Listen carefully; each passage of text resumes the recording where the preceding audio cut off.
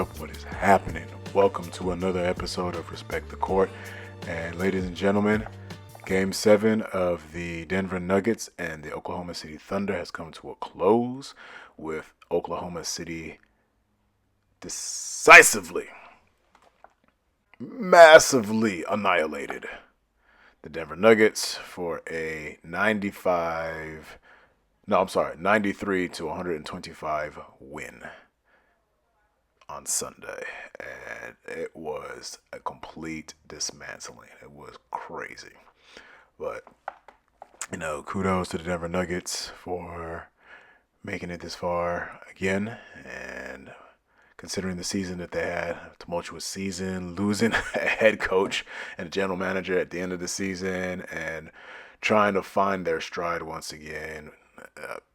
That's quite difficult, and who knows what was going on in that locker room at the time. But, I tip my hat off to the Denver Nuggets for a great series. I mean, 2 times that they've gone 7 games in a series, and they gave it all they could. But, at some point, it just catches up to you. I don't know what it is. What is it about Denver? And they will extend a series. They will make it 6, 7 games. It's incredible. Absolutely phenomenal. But anyway, the stage is set for the Eastern Conference Finals and the Western Conference Finals. We have Indiana versus New York. We have Minnesota versus OKC. And this is going to be fantastic to watch. I'm excited for this. Why am I excited for this? I'm excited for this because we have new blood in the conference finals. That's what I like to see. I see a changing of the guard, right? We see talent that's been in the NBA for about 4 or 5 years now finally getting to where they should, which is center stage in the NBA Finals. I'm sorry, I said NBA Finals, in the conference finals.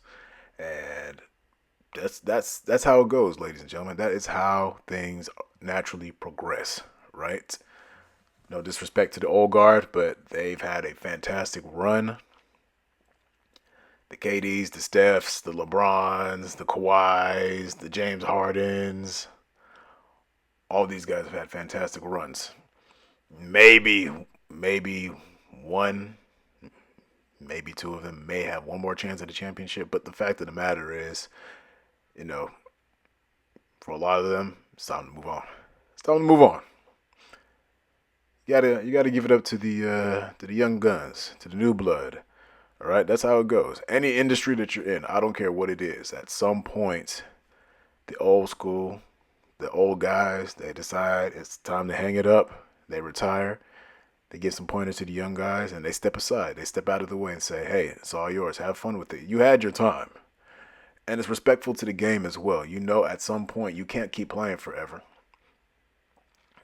You're not going to get to a certain point as you get older. You don't get better as you get older. You just are at that point, and it just gets harder and harder. The season is harder to get through. The playoffs are more of a gauntlet than ever.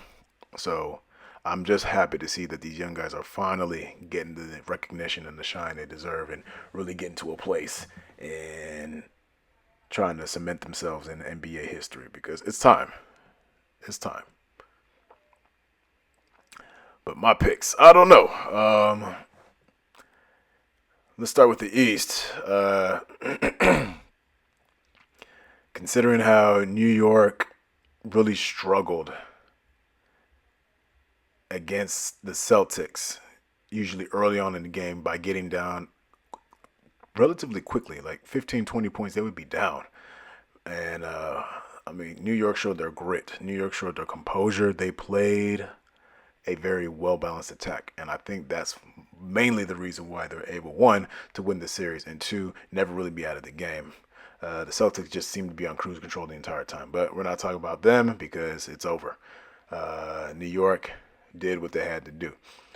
Indiana, with their defense and the way they can change the pace. I love the way they change pace. Like, they can go up and down, they can get transition, or they can hit you in the half court. Tyrese Halliburton is fantastic at that, just changing pace.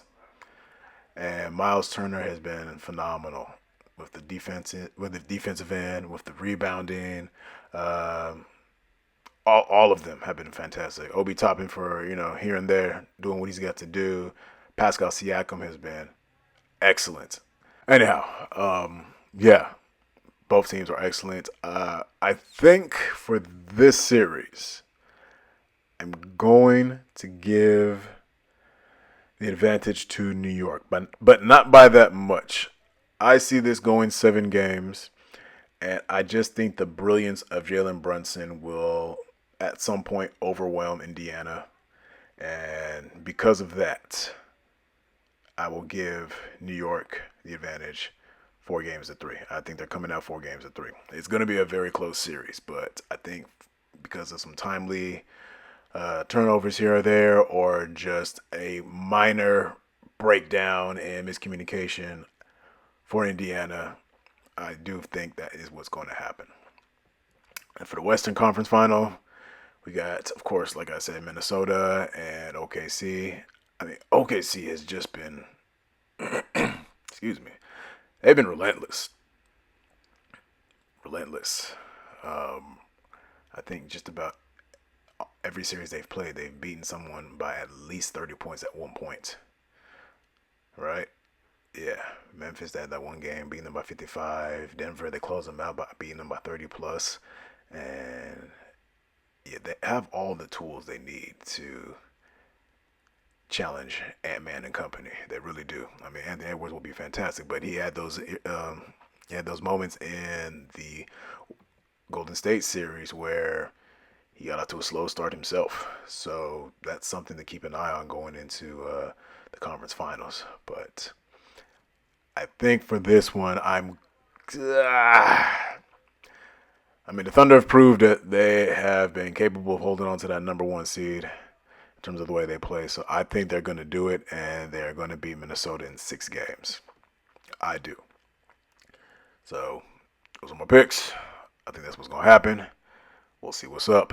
And yeah, I'm so excited. So excited for these guys. I'm so excited for the NBA. And NBA, promote these young bloods. Promote them. Promote them. Put them out there. Showcase them. Put them in commercials. This is it. This is the changing of the guard. It's time. It's time, and I love it. All right, y'all. Get you on the next one. Peace.